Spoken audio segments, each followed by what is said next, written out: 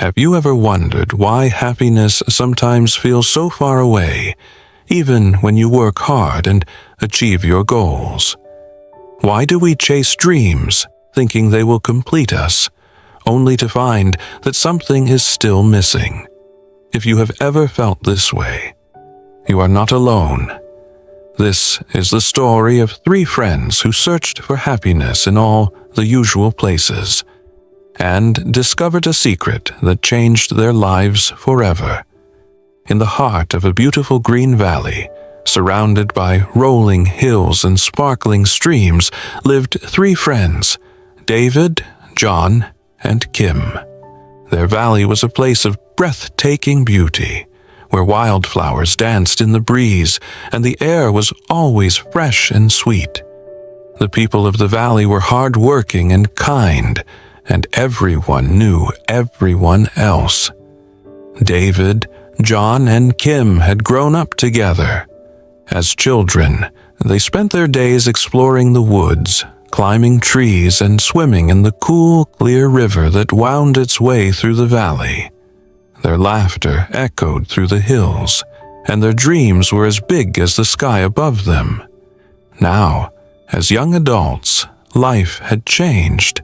The carefree days of childhood were gone, replaced by the responsibilities of work and family. But the three friends remained close, their bond unbroken by time or distance. David worked as a tractor driver on Mr. Carter's large farm. Every morning, he would rise before dawn, eat a simple breakfast with his parents, and walk down the dusty road to the fields. He loved the smell of the earth after rain, the sight of the sun rising over the hills, and the feeling of the wind on his face as he drove the tractor across the land. But as he worked, a quiet longing grew in his heart. What if I had my own piece of earth, David would wonder, even a small plot where every seed I planted and every fruit I harvested belonged to me? Wouldn't that be real happiness? John worked in a busy cafe in the nearby village. He served coffee, cleaned tables, and greeted customers with a smile. The cafe was always full of life, people laughing, talking, and sharing stories. John enjoyed the company, but inside he longed for more. If only I had my own cafe, he would think. I could create a place where people come not just for food, but for warmth and friendship. All the hard work would be for myself, and every dollar earned would be mine. Then I'd be truly happy. Kim managed a small shop on Main Street, but it wasn't hers. She worked long hours, keeping the shelves stocked and the customers satisfied. But the profits went to the owner. Kim was proud of her work, but she dreamed of something more. If I could just have my own shop, she dreamed, I'd pour my heart into it, and every success would be my own. That's what happiness must feel like. Every night, after their work was done, the three friends would meet on a hill overlooking the valley. The hill was their special place, a quiet spot where they could see the lights of the village twinkling below and the stars shining above. They would sit together, sharing their worries, their dreams, and their plans for the future.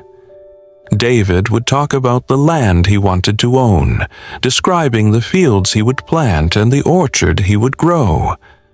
John would imagine his cafe, filled with music and laughter, a place where everyone felt at home. Kim would picture her shop, bright and welcoming, with flowers in the window and shelves full of beautiful things. Each one believed that happiness was just around the corner, waiting for the day when they could finally call something their own. But as the months passed, nothing seemed to change.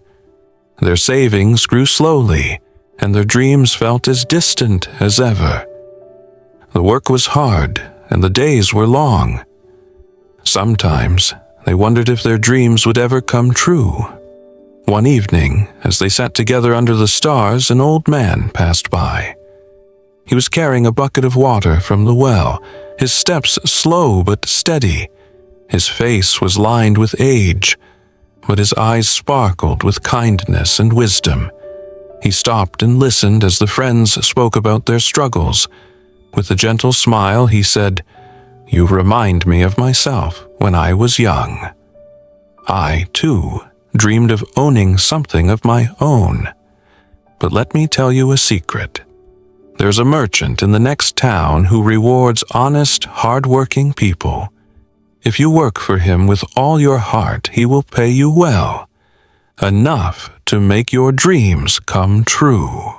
The friends looked at each other, hope flickering in their eyes.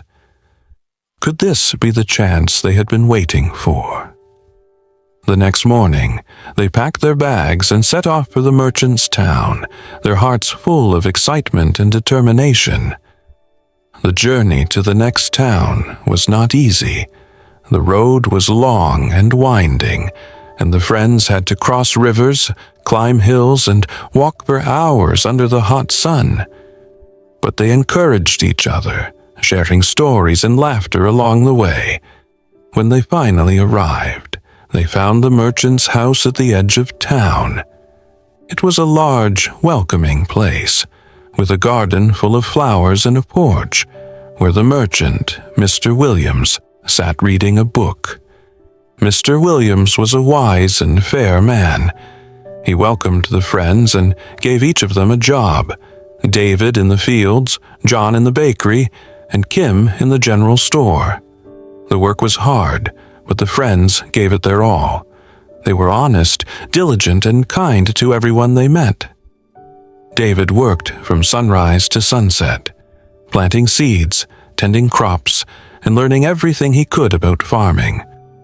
John woke early to bake bread, serve customers, and keep the cafe running smoothly. Kim managed the store with care, helping customers find what they needed and keeping the shelves neat and tidy. Months turned into a year. The friends saved every penny they could, supporting each other through the tough days and celebrating the small victories. They wrote letters home, sharing their progress and their hopes for the future. Sometimes they felt tired and discouraged. The work was never-ending, and the days seemed to blur together. But they remembered the old man's words and the dreams that had brought them here. When the year was over, Mr. Williams called them together. "You have worked with honesty and heart," he said. "Here is your reward." He handed each of them a generous sum of money, more than they had ever dreamed of earning. With gratitude in their hearts, the friends returned to their valley. They were excited to begin the next chapter of their lives, each one ready to turn their dreams into reality. David bought a small piece of land and started his own farm. John opened a cozy cafe, filling it with laughter and the smell of fresh coffee. Kim purchased a little shop, decorating it with flowers and welcoming every customer with a smile. At first, the friends were overjoyed. David loved working his own land, feeling the soil between his fingers and watching his crops grow. John's cafe became the heart of the village, a place where friends gathered and stories were shared. Kim's shop was always busy, and she took pride in every sale. But as time went on, the happiness they had felt began to fade. David found himself overwhelmed by the endless work, planting, harvesting, fixing fences, and worrying about the weather. John struggled to manage his staff, keep up with orders, and handle the stress of running a business. Kim felt lonely, spending long hours in the shop and missing the simple days when she worked with her friends. The three friends grew distant, each caught up in their own struggles.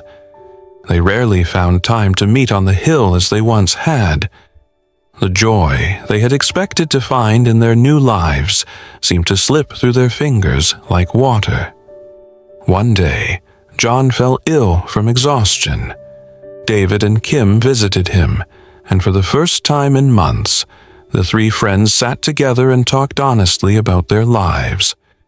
They realized that none of them were truly happy, despite achieving everything they had once dreamed of. "Why do we feel this way?" Kim asked. "We have what we always wanted, but it's not enough." David nodded. "Maybe we were wrong about what happiness really is." They decided to seek out the old man who had first told them about the merchant. They found him by the well, drawing water as he always did. When he saw their troubled faces, he invited them to sit and share their story. After listening, the old man smiled kindly. "You have learned an important lesson. Happiness is not found in owning things or reaching a distant goal. It is found in the journey, in the moments you share with others, and in the kindness you give and receive." He continued, "When you were working together, supporting each other and helping those around you, you felt joy. But when you focused only on your own success, you became isolated and burdened. True happiness comes from living in the present, being grateful for what you have, and spreading joy to others." The friends sat in silence, letting his words sink in. They realized that the happiest times in their lives were not when they achieved their dreams, but when they were together, laughing, helping, and sharing the simple moments. From that day on, David, John, and Kim made a promise. They would continue to work hard and chase their dreams, but they would not forget to enjoy the present, to help each other, and to share their happiness with those around them. They reopened their hilltop meetings, inviting others from the valley to join. They organized community events, helped neighbors in need, and found new ways to make every day meaningful. Their valley became a place of laughter, friendship, and true happiness. Happiness isn't a place you arrive at after reaching your dreams. It's a way of living every day. It's found in the present moment, in the love you share, and in the kindness you give. As you chase your dreams, remember to enjoy the journey, appreciate what you have, and help others along the way. Sometimes, true happiness is already around you, in a friend's smile or a simple act of kindness. What does happiness mean to you? Have you ever found joy where you least expected it? Share your thoughts in the comments, and let's inspire each other to find the real secret of happiness.